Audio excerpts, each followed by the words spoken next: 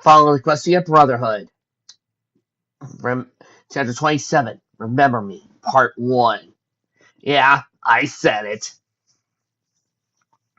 All these years we've been doing whole entire 20 chapter fakes in one shot. And now we found the one story where I got split up into parts. So, let's do it. He's lost it. Bright vultures circled a group of ponies from above. Nearly a dozen encompassed them.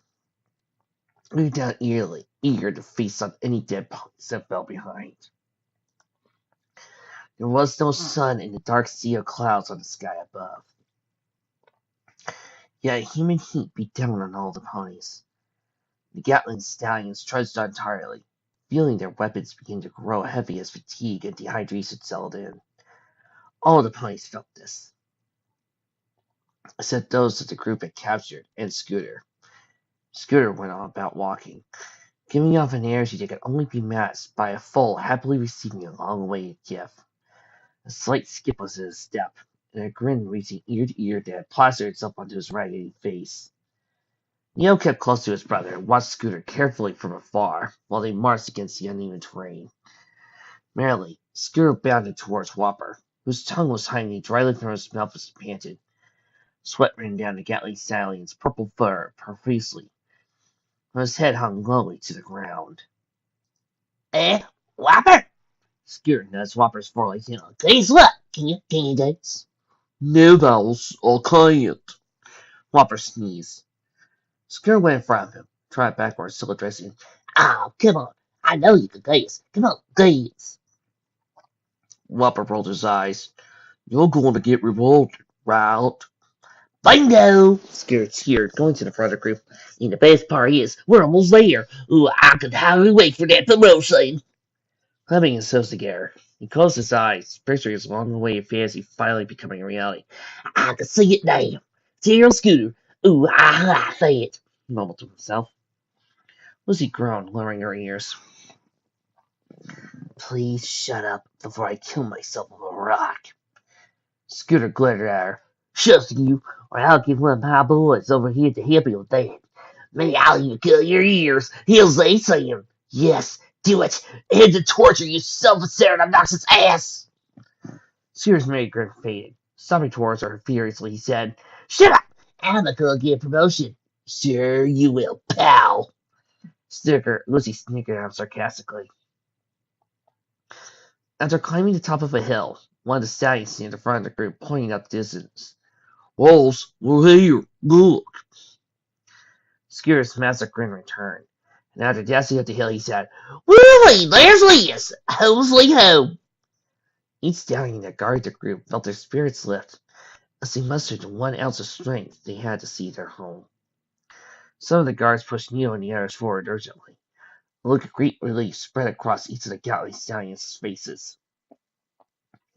Up the rough, rocky hill they went with the rest of the ponies. From up at the top they could see their captor's home. From left to right, a massive 25-meter-high concrete wall stretched off as far as the eye could see. While some minor sections of the wall were cracked along the top or tipped off by explosive weapons. Barbed wire was tied in loops along the top of the wall, accompanied by empty watchtowers that lined up the top section of the wall all the way down. From where everyone stood, it appeared as though the whole thing stretched into infinity. However, there was something else that caught the group's attention. A town was located near a gate along the wall. It was a small settlement composed of two-story brick buildings, refurbished to house ponies. Metal shacks held together by sheets of metal bolted down to an iron frame. Like every other settlement they visited before, this one did not have a wall or a means to protect itself from outside attackers. The only thing keeping this small town from invasion was a shallow river, no more than 10 meters wide, with only a single red wooden bridge across it. Lucy was taken aback by the town. After all, she was no way expecting the provincial border to be so rugged. Well, it's a lot less magnificent than I had pictured.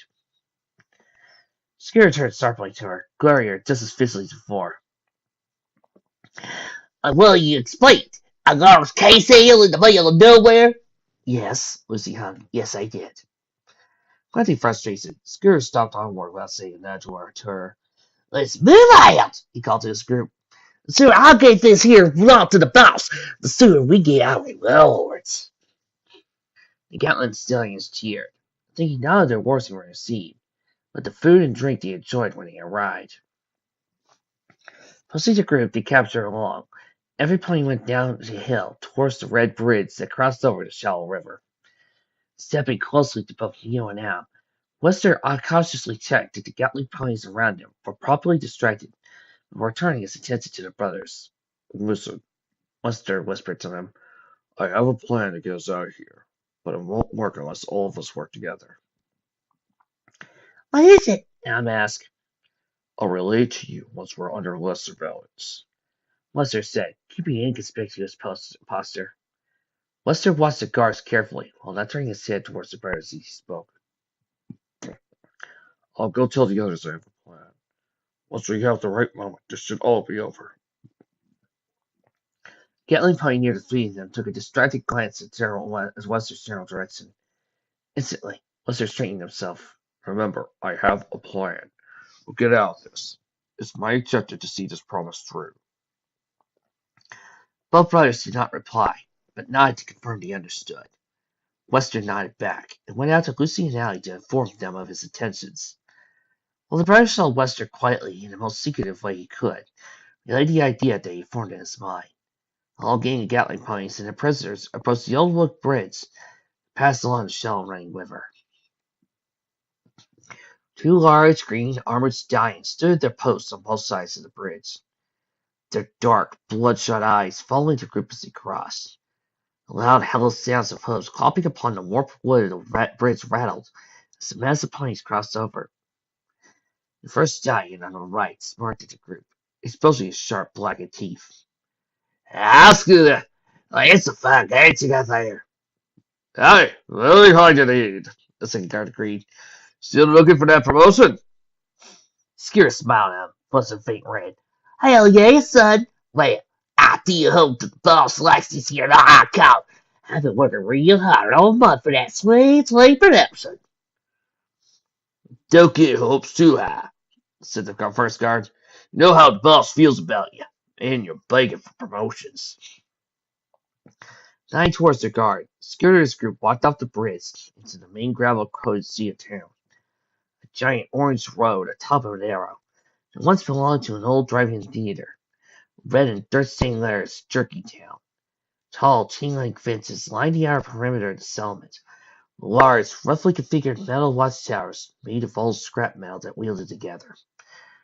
Guards, bearing Green Legion armor, stood attentively at their posts at the towers, all of them keeping a watchful eye on the wasteland through the lens of their sniper rifles. Carts, trash cans, dumpsters were tossed over. Jerkytown was a true mess. Trash and litter scattered itself around the town upon which the ponies walked. All around the group, burly ponies of nearly every race and gender were disgusted at the mere sight of them. The tattered and filthy ponies of Jerkytown gazed through a rock or some other piece of garbage that the group skirted and captured. Usually the harsh gesture was followed by a profane remark about how they looked, or a disgusting accusation involving the female members of their family. As they continued onward, they passed a large concrete building with barred windows and soldiers that patrolled along the concrete roof. Turning softly towards the huge structure, Scooter tried to the entrance that was guarded by two masked soldiers, standing on the opposite sides of the blue-barred entrance. Halting his group right outside the door, Scooter charmingly smiled at the stallion. "See the coats?" he shouted to the guards. "May we see the boss? I'll have here in my custody a couple of fine-stranded pickets for the waist." One of the guards chuckled through his mask. "Are you still hoping the boss is going to give you a promotion?" Scooter stood silent for a moment, slightly puzzled by the guard's remark. "Well, yeah." Both guards looked at each other briefly, before bursting into hearty laughter. "What's this?" The guard continued laughing. "The seventh time you brought some bonus here, you're still hoping that the boss rewards you? Thanks, Rich." Frowning at them, he stomped his hoof on the dusty gravel ground furiously. "I will get the promotion. This time, I can feel it. Look at him, Scooter said, pointing a hoof at the group he captured. Yes, look at him. I've got myself a freelancer, some stablers, and a coalition guardian, along with this big time old mayor. But wait, so you stop laughing at me. The guards left her fed. Listen, Scooter, we're out here. So we'll let you go in and see the boss, said the first guard. But just know, you're not going to get that promotion with this lot, said the second guard. Glaring at the two guards with a contemptible stare, Scooter grunted and ran. Yeah, I'll just wait and see. Come on, Lumper, let's keep it sad so the boss can see him. Lumper pushed Dally near us to move on. Come on, let's go, he said, pushing him along. Boss, what about the rest of us? That's one of the Gatling ponies. Scooter paused, looked at the stallion and addressed him.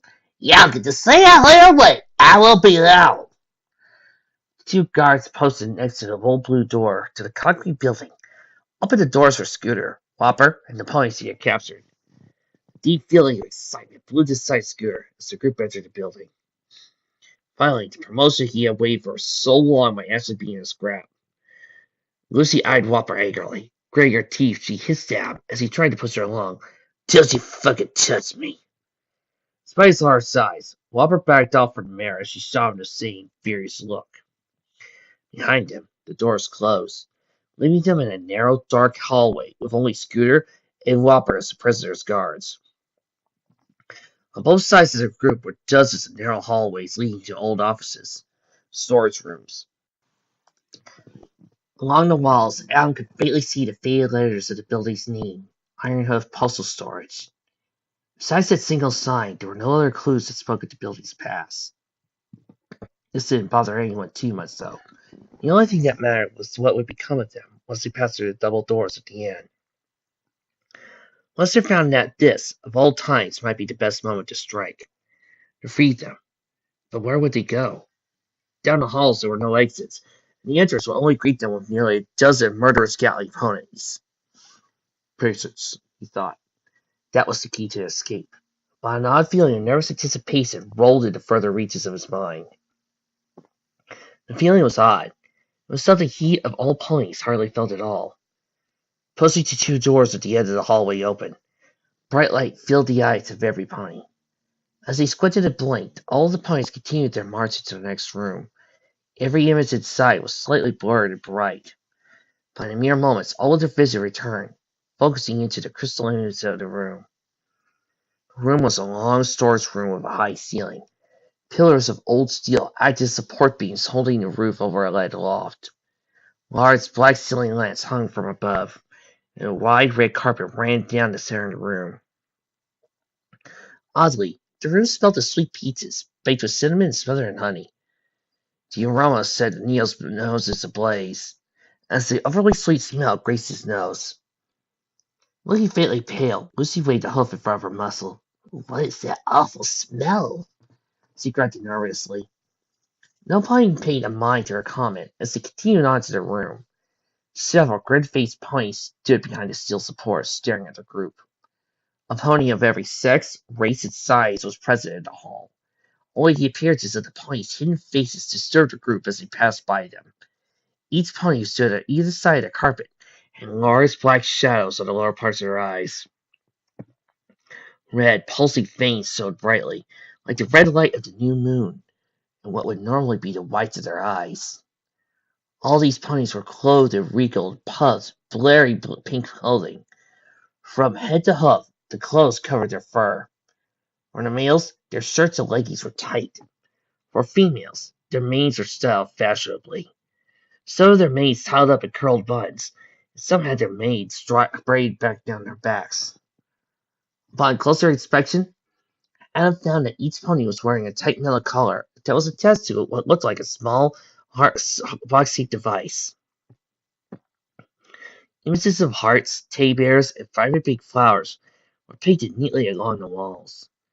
At the end of the hall was a few short steps leading up to a small platform, where huge black leather chairs sat. At the chair's side, two large Legion armored ponies stood guard, their faces straight with pure focused discipline. Another pony stood at the chair's side. This pony was a massive black stallion with two powerful mechanical forelegs, dressed in a simple clean tux. The flag of the Legion, the green flag with a crimson horseshoe and star, hung in the back wall behind a dark, ominous chair, and its back to the turn of the group. Scooter halted his fans and bowed gracelessly to the chair. "Yeah, right, idiots," he purred sweetly. You and the others looked slightly confused at his statement. A small hoof protruded from the chair's side, and gestured to the dark, tuxedo-dressed stallion to spin around and face Scooter. Obeying the pony in the chair, the stallion slowly spun the chair to face Scooter. In a large black chair sat a pony, with whom the group had not expected. It was a small pink filly, with eyes that sparkled like waters of clear sea, and a smile not even the goddesses themselves could match.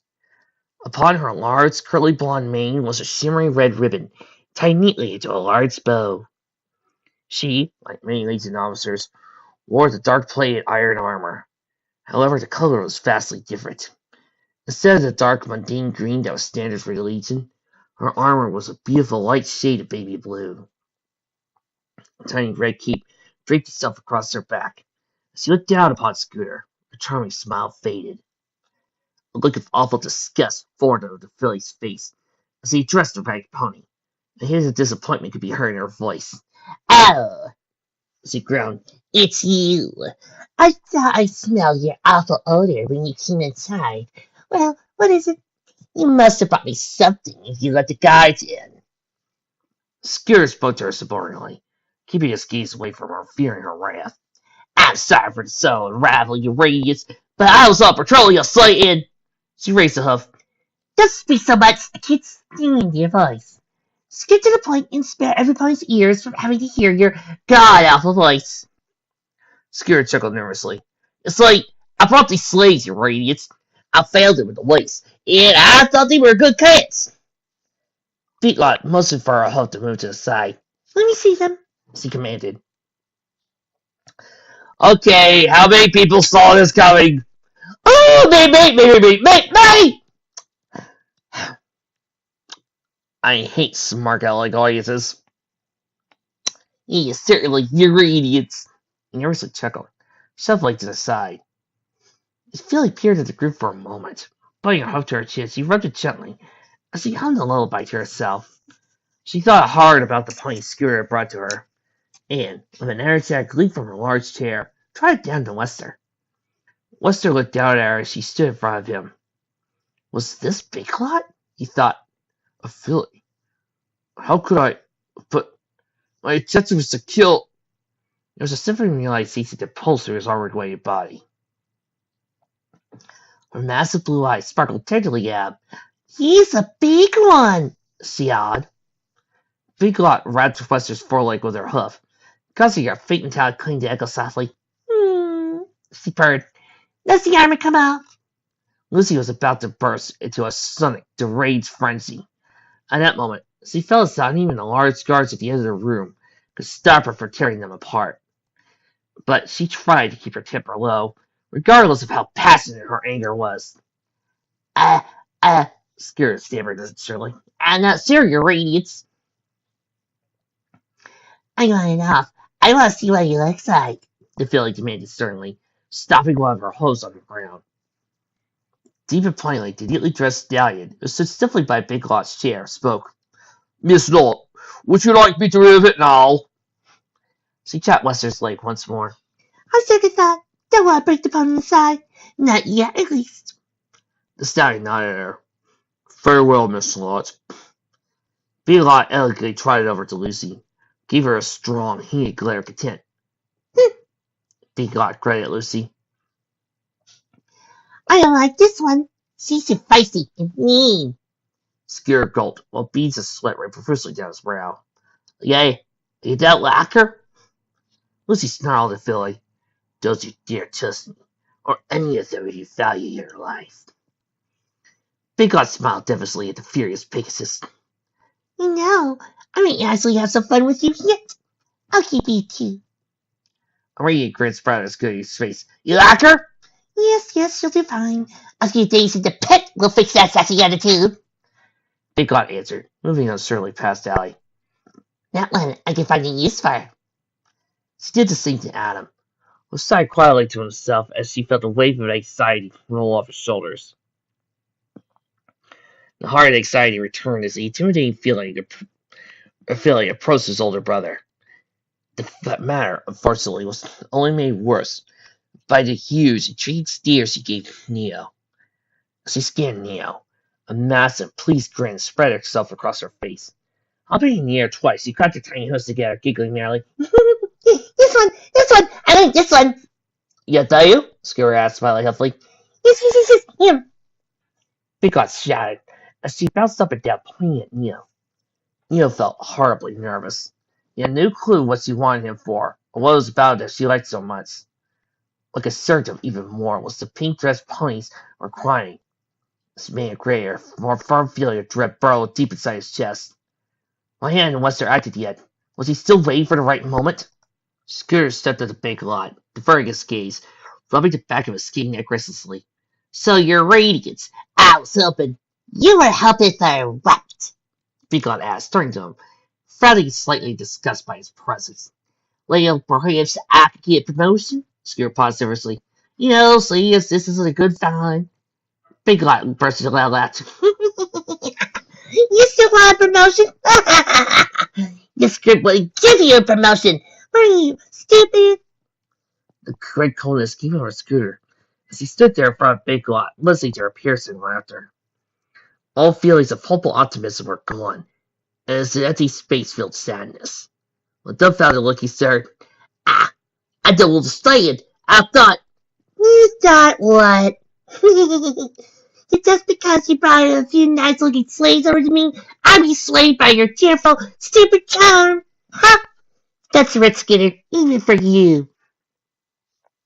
Well, I implore you to reconsider. No, I won't reconsider it, unless I remind you of how you managed to get your last promotion. Remember, I made you cut out that stupid eye of yours, and even after that, you want more? Scooter got low on his legs, pleading desperately. Please, your radiance, please! I work hard, so hard for you. Please, I'll get some others. You'll see. I'll do it. Shut up! Big got irritated. You want to live and see next day? Leave. No, I'll give you a migraine for having to listen to your awful voice. Scrooge's one eye was wide and filled with heartbroken sadness. He stood silently for a moment and eventually nodded. A plain, shocked expression plastered into his face as he replied to her. All right, Maya. I'll leave, Maya, he muttered under his breath as he made his way to the door. Big Lot snickered at the sand, gripped a great stallion as he left. It's for these, ponies, Big Lot announced, glancing at the group Scooter at Briar. Johnson! 2 weeks! No trials! You'll give me some time to think about what to do with them. The guards next to the chair stepped down from their posts, pointing the ends of their rifles at the group. Get it moving! One of the guards shouted. Lucy growled, sneered. Go on, hit me! You guys, fuck nuts! Besides Lucy, no other pony resisted the guards as they led them out of town hall. And Philly merrily took her seat in a large chair and waited on new prisoners. This is so scruffy! This is your new home now, and I can't wait to play. Lucy shouted aloud, Fuck you! In response. But Philly just snickered at her, returned to sitting regally upon her large leather chair. There was a great sense of uncertainty spread amongst the group. Wester said he had a plan to escape, so why hadn't he acted on it? There were numerous times he could have done something to free them, but he remained inactive. While the group was being led to the dungeon, one question rolled around in everyone's mind. How would Wester free them? The loud clang of iron bars slamming shut echoed throughout a long concrete dungeon. The iron bars made up a majority of the corridor walls. Prisoners sniveling, crying, or humming in the damp behind them. Drops of water leaked from the old rusted pipes along the top of the ceiling, dripping into small puddles of murky water that had gathered in the corners of cells. A guard dressed in a green iron breastplate locked the cell Lucy, Wester, and Allie were in by using a red key card. The same guard turned to a cell directly across from their own, using a different key card of similar color, like both brothers together inside. Lucy rammed the strong iron bars fiercely, slamming both her hosts against them. She shouted madly at the guard while they trotted down the hallway. Get back here! I'll tear your fucking faces off! Let us out! Now! There was a little light in the damp, chilling cells. Only the dim, glimmering orange glow of a few lamps upon the wall provided illumination. The flames danced and swayed as gentle drafts pushed them around. The stallion farther down the hallway loudly hissed back at Lucy. Oi! Light it! Shoot it! Some of us are trying to cope with our time here, and it isn't helping you're shouting like a mad bitch! Lucy grunted and went back further in the cell with a frown. She kicked a small pebble on the floor into one of the dirty water puddles. This day has been fantastic! Real fun, fan-fucking-tastic! Allie was sitting on an old wooden cake against the wall. Watching Lucy kicked more tiny stones around. Wester was in a corner, looking down into one of the puddles of his cell. She reflected and looked back at him as he stared at it. Neil went up to the bars of his own cell and landed up against them, sticking his muscles through the face between bars. Whispering to Wester, Neo said, Hey, Nia, Wester, what's this plan of yours again? It's just that I think now is a good time to go over it. Al sat next to his brother and nodded. Yeah, what's the plan? Wester was quiet for a moment. During his brief silence, he didn't move. He just sat idly, gazing into the water. She's a filly, Wester muttered. What? Allie asked. She's a filly, Wester replied softly. Lucy removed her fedora, scratched her blonde mane, slightly puzzled by his answer. What? I said she's a filly, Wester repeated angrily. So? Neo added. I thought your plan was something large and awesome. Plus, you don't have to harm Big Lot, not as long as we get out of here, okay? Wester sighed. My plan involved killing Big Lot. That was until I saw he was a she and she was a filly. We can still make it out of here, right? I still got my four-leg blade. We got your strength, Neo added. Wester paused a moment before responding. I'm calculating the chance of our success. Neo sighed and rested on his haunches heavily on the stone-cold floor. Take your time, I guess. It's your plan. Allie hopped off her box and looked at the leaking pipes above her. Maybe we could do something with those pipes. Al looked at the pipe in his own cell, and just like his friends, they were the same. Rust-coated pipes went leaking tiny glistening droplets to the ground. Yeah, maybe we could. Won't work. A deeper stallion's voice called from near the exit. And why's that? Neo asked. The tone of the stallion sounded tired and heavy. Because it's been tried. Pipes, bribing, attacking the guards. It's all been done sometime or another. So you've already given up? Just like that? Neo said aggressively in response. Voice chortled. I don't have to worry about us keep playing. I've got my place in line with them. Each of the group's cells, everyone watching the bars, clearly hear what the stallion had to say. Who? Lucy asked the stallion in a far-off cell. The stallion said. She's the one who gets ponies like us out of here, and I'm next in line. A sudden struck and realized he to hit every pony. This M, whoever she may be, could be their chance to escape. Even if Wester's plan didn't work, this pony the stallion spoke of might help them. How do we get in line? Will she help us too? Lucy asked desperately. Next time she shows up, ask her. I'll give you a fair warning, though. Every bastard who's locked up in here wants to get out. You might end up waiting a while. Suddenly, a metallic click rang loudly from the end of the hall, sending every prisoner shuffling to their cell bars. Mares dressed in mud-stained pink dresses, stallions clad in pink suits stuck their muzzles through the spaces in the bars to see who was coming. A mix of despair and anxious excitement filled the air in the corridor, which created an energy of panic to every pony in the dungeon could feel. Who is it? Is it M? Please let it be M! The ponies in the cell shouted as they desperately tried to see through the bars. The pony at the end of the long hallway was a purple, older mare who was dressed in a long, dusty robe with a saggy hood that covered the end of her red and dimly glowing horn. A shadow created by both her hood and the light behind her covered her face. On her side, she levitated a brass lantern that had its handle encased in a red aura. "It's him, everyone! It's him!" the pony shouted in a frenzy. Em took a moldy broom that leaned up against the thick iron exit and walked over to the cell of the stallion, who had objected to the group's plans of future escape. Like all the other ponies, the stallion did not make himself seen. He was resting against the corner of the cell, hidden by a blanket of shadows. Em knelt down to the lock and activated it with her key card, and pulled forth a red, glistening card from her cloak. The stallion stood up and left the shadows, stealthily towards the light. Ahem! The stallion cheered as he approached the bars, defying him for his rescuer. Just as Em started to move the key card to the lock, she gasped and dropped the car, stepping back in shock. The pony she was trying to free was horribly mutilated. Fur was torn from his body, leaving bare, filthy skin exposed. Cuts and bleeding lacerations covered most of his exposed flesh. The yellow eyes were bloodied and darkened due to exhaustion. The pink suit was richly worn, tattered, caked with dry blood, also covered what was left of his white fur. Yet, despite his ghastly appearance, hope could be seen in his poor eyes. Em raised her hoof to her face as the stallion's harsh stench assaulted her nose. What happened to you? She gasped, appalled. She put me in the pit because... He stammered heavily as he remembered Big Lot's absolute cruelty. Tears developed in the corners of his yellow, bloodshot eyes. Because I didn't work hard enough for her. Em reapproached the cell slowly, placing a hoof on the bars of the cell. She looked down with a warm, tender glare.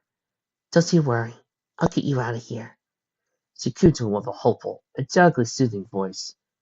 Are we going now? The stallion asked. A few tiny tears trickled down his bloody cheeks. Yes, she cooed with a smile. We are. Em picked up the card from the ground and slid through a key showing on the lock. A faint ting sounded, followed by the opening in the cell door. From a saddlebag underneath her cloak, Em pulled forth a dusty, ragged old linen cloak. Here, she said, take this. It will hide your face and body from the guards as we head to the warden's den. I saw one of the collar keys on the counter earlier. So if we move it quickly, you can hide until later this evening. The stallion took the cloak and smiled as he felt the warm, dry cloth touch his wet, exposed skin. Thank you, he whispered thankfully. There'll be time for thanks after you left. Until then, we need to lay low, get that collar off you. If you leave the compound... Yes, the stallion said, feeling the tight collar around his neck. I know. Can I be next? Whispered a mare's voice from one of the cells. Yes, please, us next! We need to get out of here! Please, me next! All the voices begged him. Em walked away from the voices and down the hallway with her stallion at her side. Very quietly, very sincerely, she replied, I know you all want to get out of here, but please listen to me. You have to wait. They got suspects that some point in the area is freeing prisoners. I can't have her find out it's me. We're staying longer. We'll suffer. Please, take us with you. Please, the ponies cried. Can you take us with you too? Neo called down to Em clearly. Em paused for a moment and looked curiously down the hallway to see where his voice had come from. The sobs of desperate prisoners made it impossible for her to place Neo's voice. So quickly she said, Quiet, everyone, please. Sobs and cries of pure anguish could be heard, but the pleading had stopped, as did the rest of the noise blocking the new voice from her ears. Say that again? Em asked while laying her head to find Neo. Neo spoke out again, but with more uncertainty in his voice than he had before. Could you get us out of here too? Em located his cell and swiftly trotted down the hallway. When she arrived in front of Neo, Em peered down and spoke with a hint of confusion in her voice. You're new? Neo snuck his muzzle through the bars of his cell and nodded. Me and my group just got here. Where's your group? How many of you are there? Em asked as she scanned Neo's cell in search of his allies. The rest of us are over here. Lucy called out to the cell from behind Em. Em looked back at Lucy, but quickly returned her attention to Neo. Em, too, now poked his small blue snout through the bars. I'm his brother, Em said. Is there any way you get us out? Preferably soon. From where Em stood in the hall, A little light there was eating in the shadow and protecting the upper part of her face. This made it hard to tell what she was thinking, or even if she was thinking at all. The only thing Neo or Adam could use to detect any emotion was her body movements. Yet, this was as hard as the grimy cloak she wore masked a great deal of her physical movements. Everybody here wants to be free. They God spends a lot of her time torturing, humiliating these ponies. I can't say when I can help, but I'll let you know if I can. The hooded mayor looked at the door for the dungeon for a moment before saying, I need to go, before some pony notices I'm left. Hold tight. Be strong. I'll return as soon as I can. The mayor did not give them even a moment to respond. Neo and the rest of the group watched as she dashed off to meet the stallion she was rescuing. Opening the large iron door with gentle care, the stallion slid through, followed shortly by herself. It does this softly, just as gently, and closed the door. There was a great sigh of sadness that surrounded throughout the dungeon from the prisoners. With the rescuer gone, they turned to their torturer. Sightless existence. Must have been thinking while M was there. Perhaps there was a way he could save not only his group, but the whole of the dungeon too. That was, of course, a plan that could only work if the prisoners agreed to his idea. Adam sat in a cell, pondering what Wester was thinking. Adam could see that, with the help of M and Wester, everyone in his group could escape. But then a troubling thought slithered in Adam's mind. What about the other prisoners? From what he had seen of Big Lot's cruelty, Adam knew they couldn't be left behind. But how could they escape? They had collars which prevented them from leaving the settlement. After considering his options, Adam realized he needed to ask for more information regarding, well, anything. Uh, hello? Is anyone willing to talk for a bit? Adam asked, voice echoing faintly out the rough concrete walls. What do you want? A mayor's voice replied from himself further down the hall. I wanted to ask about M. That is, if you're willing to talk about her. The mayor sounded broken and sad, as though all hope from her had been whisked by months of cruelty. If you're planning to get her to let you out, you're a stupidly optimistic child. She wants to help all of us, but she only comes once a week. Most of the time, she doesn't want free anybody. But maybe so. But at least I want to know more about her. Fine, the mayor continued. Won't do you any good. Thank you, Adam said curiously to her. I want to know who she is. Why is her name M? I don't know anything about her name. Well, I do know she was a slaver that turned into a slave.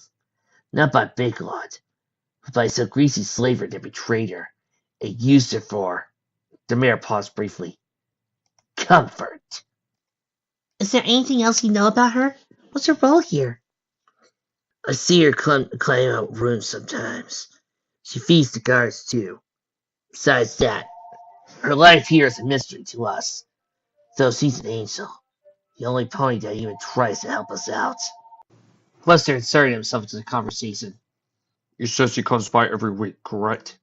Yeah, but she does usually tries to find out who she's going to help out next.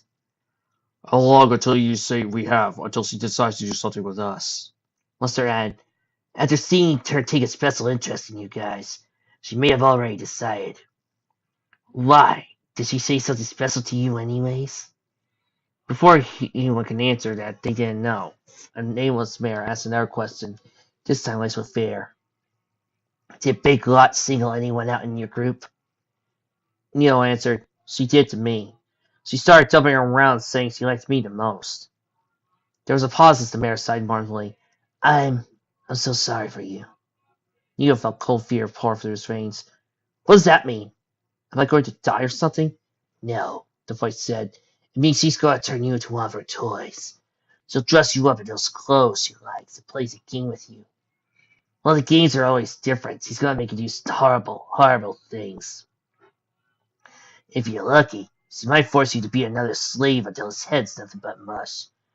But if she's feeling bored, she might just shock, shoot, or cut you until she says otherwise. And if you think you can handle it, it doesn't matter. When there are new favors bringing in, she'll kill you.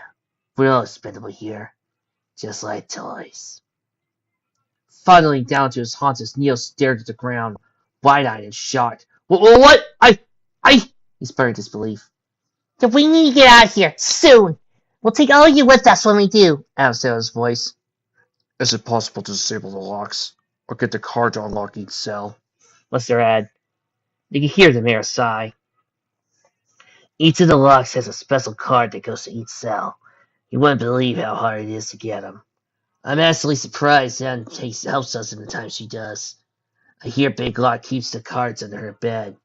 Sometimes, the cards are left down in the warden's den in the compound. But besides the maintenance ponies, and a select few she chooses. No ponies go into her room or the warden's den. Perhaps you could speak to Em about it. Or maybe we could give you a kitty card, Lester said. You try anything you like. It won't work. Em felt, despite her comments, a sincere sense of determination. We'll get out of here! I know we will! All of us!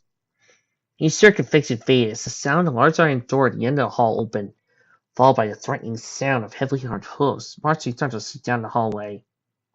They're here, the ponies whispered. They're going to take some of us away. There were two unicorn legion guards approaching Neo and Al's cell with a keycard at the ready. You, Whitey, get out! One of the guards commanded sternly. See? The mayor muttered. You're next. One of the guards turned sharply to the mayor. Shut it, you! We'll come over there and shut you up myself.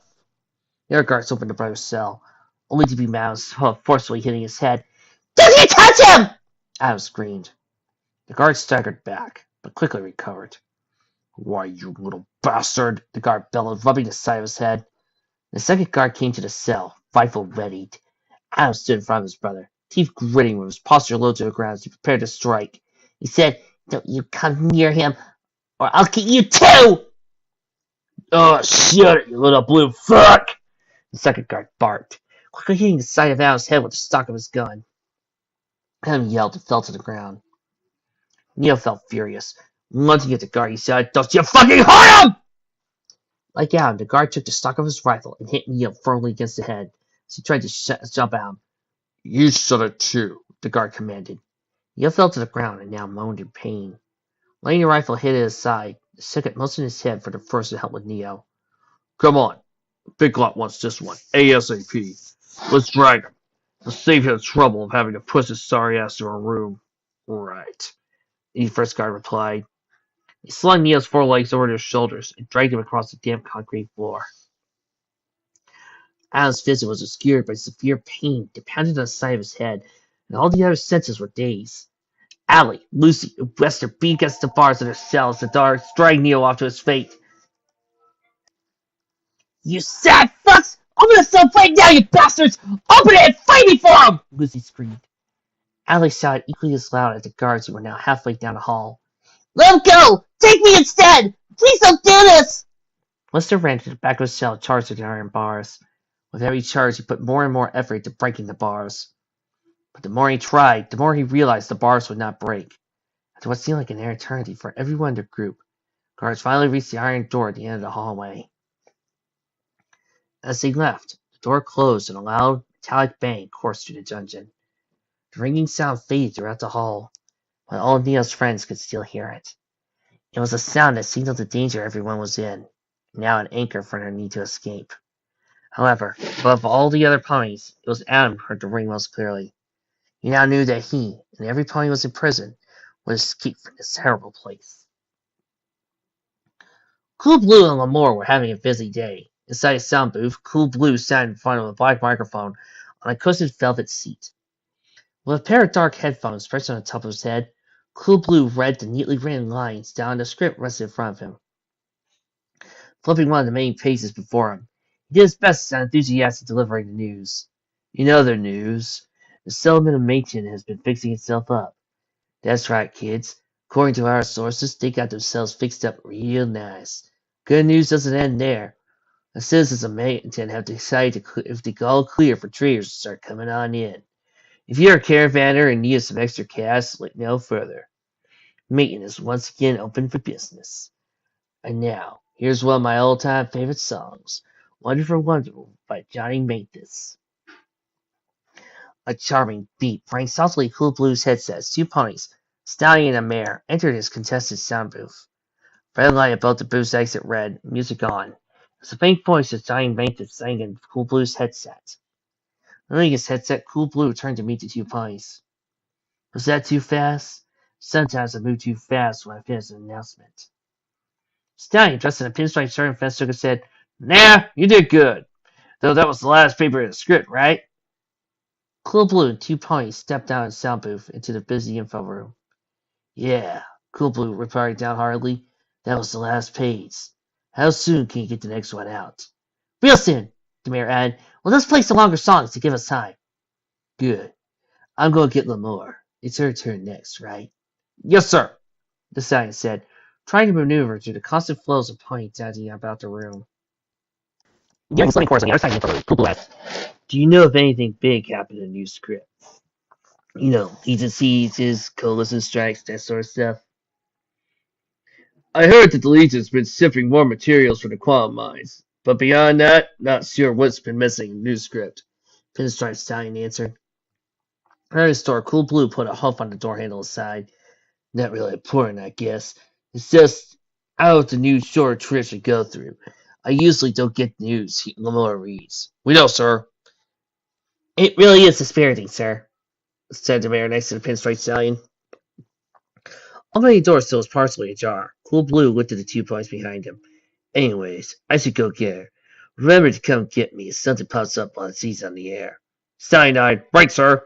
I'll be sure to do so, sir, the mayor finished. Both ponies parted ways, and he went back to finishing the preordained task in the info room. Cool Blue shut the door, muffling the sounds of his workplace. Cool Blue's room was dark, with a lamp next to the large turned back, and the serious couch being the sole provider of the illumination. A heavy cloud of smoke covered about the room. The light was caught in a golden halo. On the couch, Cool Blue could see his wife's head, while a stream of clicking and clacking emanated from her direction. Occasionally the sounds would stop, only to be followed by a loud ka-ching. She was right, and it seemed that still she was unaware of his presence. Cool Blue seized the opportunity and crept carefully over the couch. He treaded lightly, making little to no noise as he advanced into her position. A large, deathless smirk found its way across his face while he prowled behind the couch. He already imagined the surprise on her face. Oh, just my luck. She don't know what's coming, he thought with fullest glee. Now standing on his hind legs, Cool Blue looked slowly over the top of his couch. Lamore was indeed typing, swiftly too. A pile of typed paper was stacked next to her old typewriter. An old ashtray filled with the brim of cigarette butts. Smoldering animals perilously close to the papers. Cold Blue's smile grew as his host moved closer to Lamar's neck. A single poke would do it. He even threw an outrageous scream just to make sure he surprised her. Getting ready to strike, the anxiousness inside him grew. I get you, he thought fiendishly. Hey, honey buns. Lamar said, continuing to type. Instantly, Cool Blue's excitement left him. He knew there was no point to a prank if, for whatever reason, his wife already knew he was there. His smile dropped and he rested his head on his hoof. How did you know I was? Lamar cut him off the door. He grunted, moving around the couch to her side. Heavily, Cool Blue slumped onto the soft leather of the couch. After relaxing for a few seconds, he looked down at his wife's typewriter. Is that some of the new script? Or is something else you've been working on? Laura typed out the last few characters on her paper. Removing the paper from her machine, she placed it on top of the other papers. Using her matches to stack up, she tapped them against the table's flat surface, straightening out the thick pile. Well, she hummed. Most of the papers on the table to now neatly straightened. That page that just finished was for the evening announcements. We'll be going over the freelancer movements, recruitment ads, and some new caravan paths. Cool Blue was sharp in response. Those few things make up that huge stack? She looked down at the papers and shook her head. No. We got a lot more to talk about in those. Some of the stuff is just announcements from Merc groups or camp. I see, Cool Blue called. Playful grin spread across his face. Well, I got news for you. Lamar's eyes tracked her husband's hoof as it crossed the soft leather cushions. Closed his eyes and moved his clothes so close to her lips. Those advances were stopped as her hoof pressed against his chest. She smiled down, gently pushing him back to a distance. Let me guess. My hard, huh? As you kiss, my sugar dumpling, he giggled. Raising a single eyebrow, Lamar said, why else would you be here at this hour? Surely not to try and kiss me all day. Playfully nudged her side with his hoof. You're no fun. Besides, the next few songs will be done for another 10 minutes. We got time. We wouldn't want to take that risk, now would we? She asked. The mysterious stallion smile returned. I don't know, would you? Laura smiled as he saw a twinkle in her husband's eye. She leaned next to his ear and said, I guess we could spend a few minutes. In a moment, their lips were close to one another's. Before they could kiss, however, a hoof beat fiercely upon their door. Both ponies flattened their ears in annoyance. Great. Right when things were getting good, Cool Blue sighed. As the thunderous knocking persisted, a voice called out to him. While the pony's voice was muffled, the softer words he spoke still held a found amount of clarity. A desperate sense of urgency could be heard in his tone as he spoke. Lore! Cool Blue! Hurry! Announce the information I think you two want to see! Don't worry, hon. I'll get it, Laura said as he hopped from the couch and tried to the door. Opening it, as he caught the pony standing frozen, looking back at her with his hoof raised in the air, ready to knock once again on the door. Like most of the air ponies that worked on the upper floor, he too was dressed in a clean pinstripe vest. As he fumbled to straighten out the emerald buttons on his vest, sweat profusely trickled down the yellow stallion's coat. Ma'am? He chuckled tellingly. Yes, Lamore asked, leaning against the window frame. The poor stallion was completely overcome with stress and worry. Our freelancer outside the lower outskirts of Silvermane City reported that one of our guardians found a pack of rabid hellhounds 20 miles from Ironstead. Lamore cocked her head to the side slightly and looked down curiously. So, what does include them in the announcements? And tell ponies to stay clear of that section of Silvermane City. I know, ma'am, but... Sorry, sir, but what? You asked for some of us to keep an ear open for information regarding those ponies that came through the other day. Well, are the outskirts near the northern border? Yes. I see, but I hardly see how that... Like a flash of lightning, a sudden realization hit Lamore. Lamore's eyes widened, and panic wheeled inside his chest. The kids. Yes, that's what I wanted to tell you, ma'am. Lamore addressed the pony with urgency in her voice. How many were there? The stallion struggled to remember the exact amount. Damn it! How many? He grabbed it by the ears, causing the already nervous stallion to flinch fearfully. 30! He screamed. Lamore released the stallion and pulled herself back. Quickly, she calculated the odds of Neil and Al's survival. No matter how she looked at it, the outcome was grim. Now groveling, the stallion's ears looked up at her apprehensively. Little ma'am, did I offend you? He asked softly. Cool Blue opened the door, rubbing his eyes as he stepped down the dark room. What's going on, babe? What's with all the yelling? She ignored the pony in front of her and directed her attention to her husband. We have to help him, she whispered distantly, trying to fathom the news he just received. Cool Blue raised an eyebrow at her. What? She pointed at the pinstripe stallion and shouted, You! Remember me? The stallion repeated with words. Yes, I want you to go to the scriptwriters and tell them to put this info in between every song that comes on for the next few days. Cool Blue scratched his brown fluffy mane. What the hell are you talking about her? Laura spun back to her husband and leaned closely to him, just where he could feel her heavy, stressed breath blow gently against his fur. It's the kids! Her kids! They might be in danger! Cool Blue pushed her back, raised her hoof to her. Calmly Tony tried talking to her. Whoa there! Slow down for a second. What's the problem? It's her kids! She huffed. They're in danger. There are hellhounds scattered outside the northern outskirts of Silvermane City. If you don't do something, they might run straight into them. Cool Blue's eyes widened, panic filled his mind. Then we'll have to broadcast this message for days. You have to hear it if we keep playing it again and again, right? Right! She nodded in agreement. Both of the DJ ponies looked at the pinstripe stallion and brought them the news.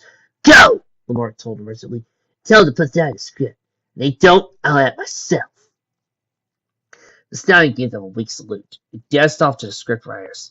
Lamar sighed, trying her best to relieve the horrible stress that infested every muscle in her body.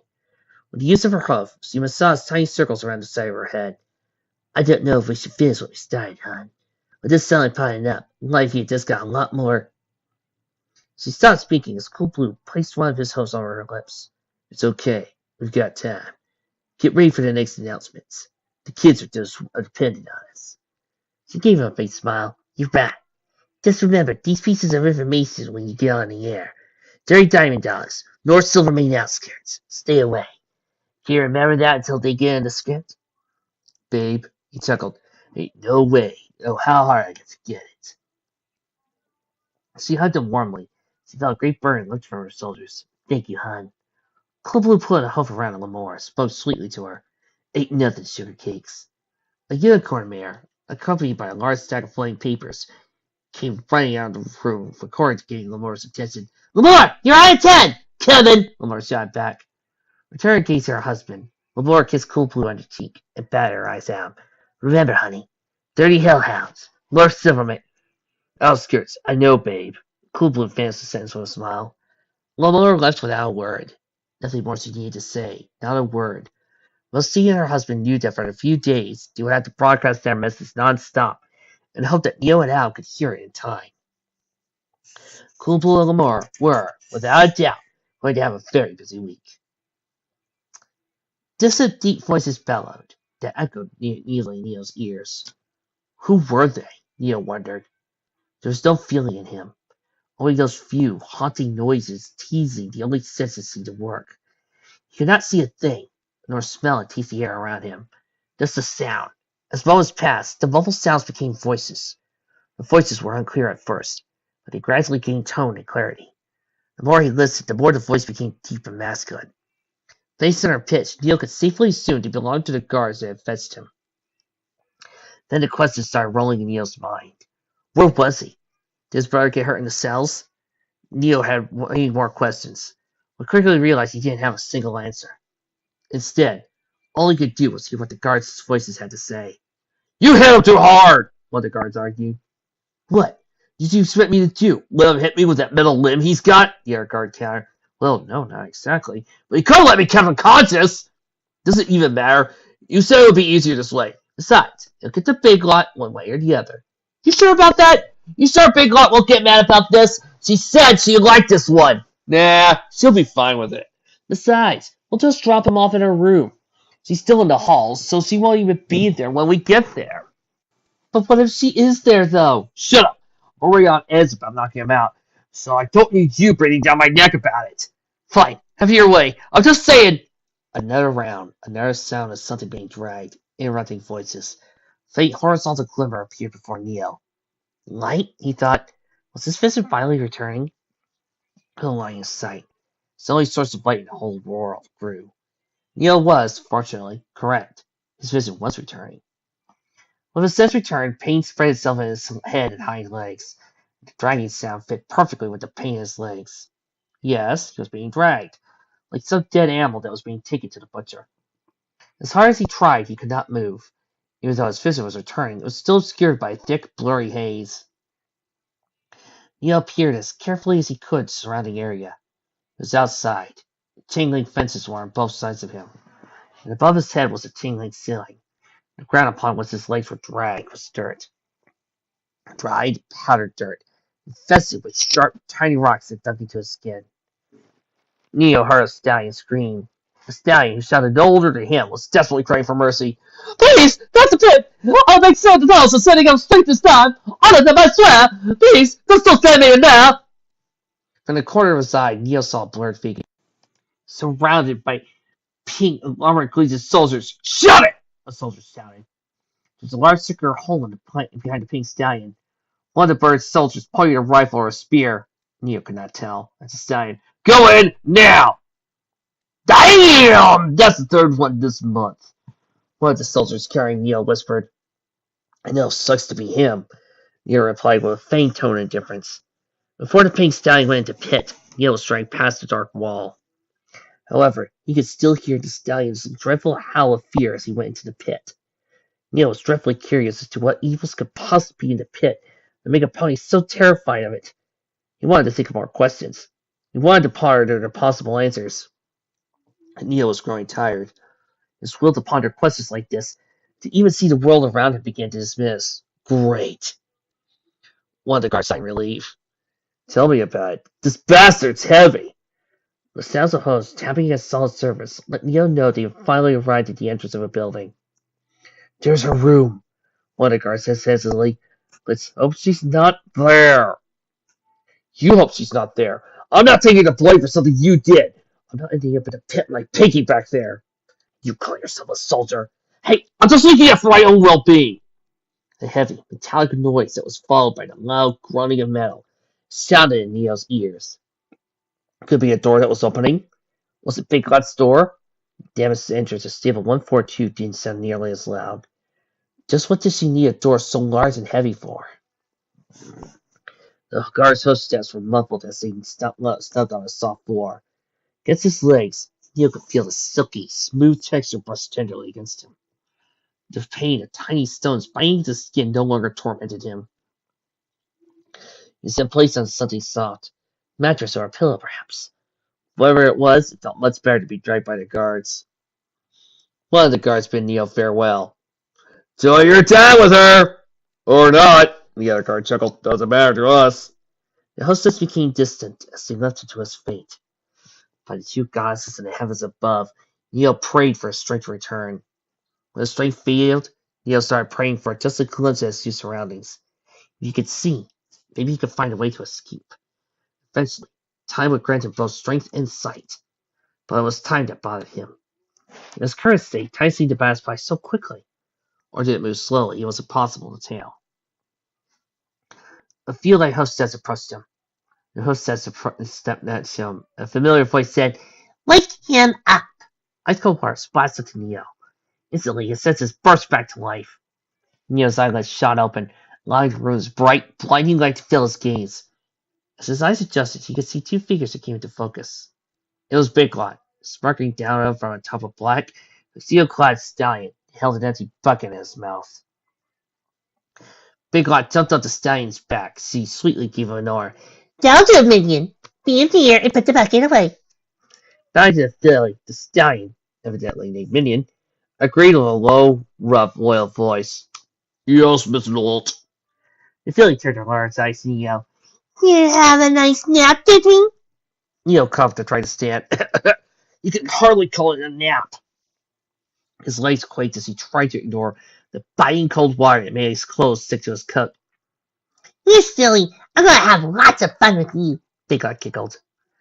Neo now noticed the room he was in for the first time. It was infested with pink.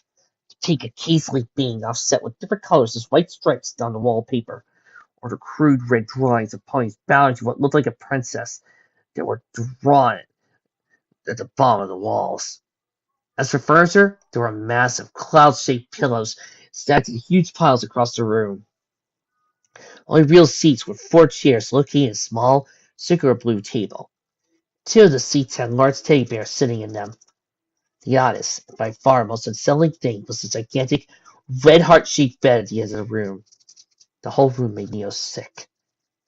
"Do you like it?" Big Lot asked as he watched Neo look around the room. "It..." Neo murmured uncertainly. "Kinda leaves you speechless." A smile grinned on the filly's face. "Don't it?"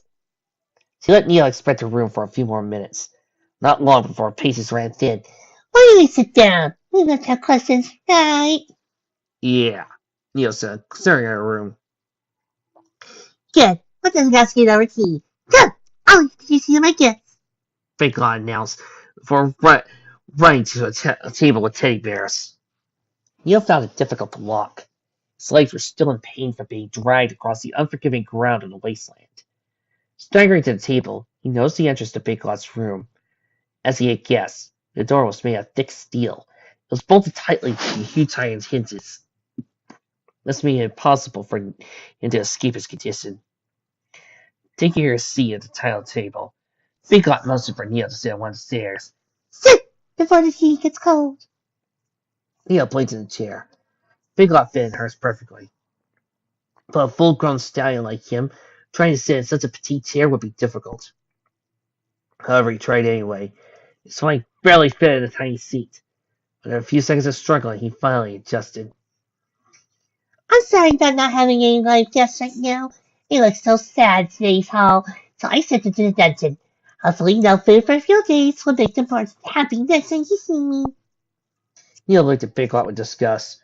"Why would you treat them like that?" "Like what?" she asked, giving Neil a massive grin that reached from ear to ear. "Like animals. Why?" And as the steel door opened, the stallion that Big Lot called Midian entered. With one hoof, he effortlessly closed the massive door. "Ooh!" Big Lot cooed. "Minion's back, and he pulled that bucket away too. He is such a good boy." Neil hesitated to say anything to Big Lot. Clearly, there was something wrong with her, and even the smallest mistake could be his undoing. Ah! Big Lot gasped, putting both her foreheads to his cheeks. Where are my mirrors? I almost forgot to tea. Big Lot pulled an empty, correct porcelain teapot from under the table and pretended to pour tea into the tiny cup that waited in front of Neo. After she finished pouring the non-existent tea into Neo's cup, she began pretending to fill her own cup. What's that with means? My name is Big Lot, but you can call me Master from now on. Okay, my name is Big Lot Slender, hope on the table. Your name is Sir Barnaby Five Kettlepants now! Forgetting who was dealing with, Neil spoke out of turn. But my name is... No! Yeah, Big Lot screamed. Your name is Sir Barnaby Fawn Kettlepants! Neil reeled back and struck at her sudden outburst of rage. But just as quickly as it arrived, the rage of Big Lot had seemingly disappeared. Now, she said calmly, next thing we'll need to do is get you some new clothes and, for safety of course, a side collar. Just in case you ever think of no nasty, grassy ideas like quitting. She looked over to the stallion standing next to the door. Minion! Do we have any more collars or suits for Mr. Farley Five Kettlepants? No, Miss Lot. The stallion answered. Aww. Wait a minute! An idea sprang to Big Lot's mind. Let me go some of my older toys and find and break them. Take their collars and clothes for your plaything. Very well, Miss Lot. The stallion replied stiffly. Big Lot sipped her tea. I'm nothing. He's been so nice since I broke up. He was a Becker, you know, one of the best. I heard another pony like him. I think it was a pony called Iron Fist. But I only had a pony like him. Now that would be a real prize. To mention of a pony being a prize, Neil couldn't take any more of Big Lot's blatant disregard for her life. Listen, ponies aren't prizes you can keep like toys in some game. They're real! She sussed them, raising her to her ear. Big Lot leaned in close. Excuse me, Mr. Cowpants. I couldn't hear you. It sounded like you told me to listen. You couldn't have said that, though. I mean, can you imagine what would happen if you said that? What games would I would want to play because of that? Neo fearfully noticed Big Lot's left eye twitch. Before she could continue, making Neo regret his decision to speak, a knock came from the door. Minion opened it, and a Legion soldier ran in. Placed the teacups flew as Big Lot fiercely slammed her host on the table. What is it? If you didn't notice, I am trying to have tea. Soldier took a few steps back. I'm sorry, ma'am. Did I come back at a time? Big Lot was panting heavily, fury in her eyes. Speak now. Soldier cleared his throat, mustered all the courage he had to address her. Ma'am, it's one of your personal points. He tried to escape me. We caught him, of course, but we figured you would want to see him. Oh. Big Lot's king, rage subsiding. Why didn't you say so? Is he with you? Soldier nodded. He's out in the hallway, ma'am. We're just waiting for you to tell us what to do with him. Okay. Big Lot tearfully answered before leaving Tio. I'm sorry, Mr. Colpitts. That's just gonna have to break off a bad toys for a little bit. You? Wait, right? Big Lot skipped to Minion. She said. What's Mr. Colpitts while gone? Give me a mundane expression. Minion answered. Yes, Miss Lot. Big Lot said merrily, patting one of Minion's metal forelegs gently. As he went into the hallway, Neo was left alone with Minion. Going to the front door is out of question, Neo thought as he studied Minion. His eyes moved all over the room, from the bright pink walls to the piles of fluffy cloud-shaped pillows that littered her room, all the way to her bed at the end of the room. Appalling cries of pain and sadness erupted from the hallway, followed shortly by the sound of flesh being beaten by something metallic. Neo could even hear Big Lot's screams clearly from her room as he punched the pony outside. You bad pony! You thought you could escape, huh? You can't escape! Not when you're nothing! Nothing! Neo felt a wave of fear course down his spine. He now knew for certain he couldn't let his friends fall victim to Big Lot. He needed to get them out of this horrible place, by any means necessary. Neo scanned the room for anything useful to aid in escape. Eventually, something odd caught his eye. Minnie was curiously peeking into the hall to witness what Big Lot would do next. As the punishment was being carried out further, the stallion's interest grew more and more. His brief glances had now become a stare at the chilling scene. Big Lot's screams were louder than thunder. This behavior is unacceptable! Unacceptable! Stop, please! The voice of the torture soul pleaded desperately. I'm sorry! I'm sorry! Finally, Minnie's attention was completely focused on the pony outside. Now was the time to act. To try and escape, or at the very least, find a way to make any escape attempt easier. Neo thought hard about what he had needed to do, looking around the room frantically. He searched the deepest part of his memories for a clue, a hint, an idea that could help him. Then, like a powerful wave crashing against the sharp rocks of the ocean shore, came to him. Marin and Dunson had mentioned the bed. Turning lightly to the bed, Neo tried his very best not to draw attention to himself. Once he had the heart-seat bed, he lowered himself, and looked at the red draped sheets that hung over the space beneath the bed, looked for something that might help. He saw a box. A nice small cardboard box painted with silver glitter, covered with vibrant red hearts, surrounded by a bundle of old stuffed bears. Neo reached out to grab the box, but stopped himself when he touched one of the bears. For all he knew, the bear could have been enchanted to make a sound if it was touched. Yet that box could be the key out of the mess he was in. Once glancing over the top of the bed, Neo checked to see Minion was still distracted. Just like before, Minion's eyes were locked on the happenings outside the room. Minion, despite his rough exterior, would occasionally flinch at some of the more harder, brutal hits Big Lot inflicted upon the stallion. Neo returned to the box under the bed and reached for it. He fully extended his hoof, but the box was too far. Sighing, he pulled back his foreleg and tried something else. Neo activated his levitation attachment and the box began to move. Neo bit his lower lip, feeling a nervous sweat build upon his brow as he tried to move the box silently as he could. The box popped out of the pile of plush toys it was buried in. The box hovered to Neo, gently rested in front of him. Neo inspected the box for any traps. No visible logs or alarms. He moved the top a little. Most of what was in the box was junk. Old photographs, marbles, rusted toy cars, and other useless items.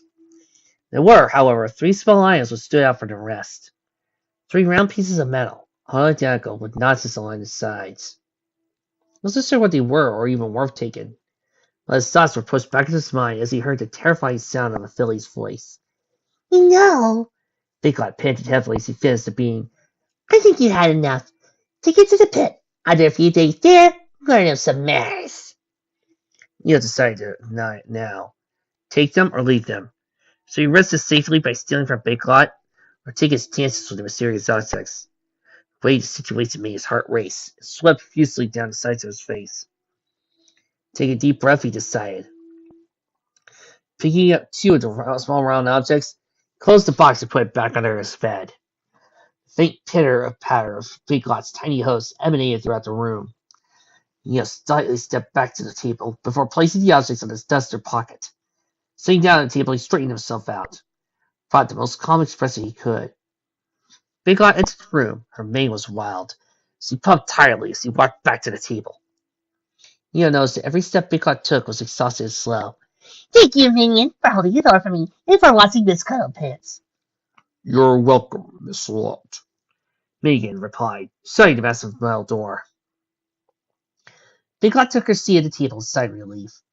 Using one of her hooves, Big Lot brushed aside her chaotic mane. I do apologize, Mr. Cuddlepants. Sometimes there are ponies that need to be punished. Take note of that while you stay here. I'll try, Neo said with a great deal of anxiety. Yeah, Big Lot asked, fixing her mane.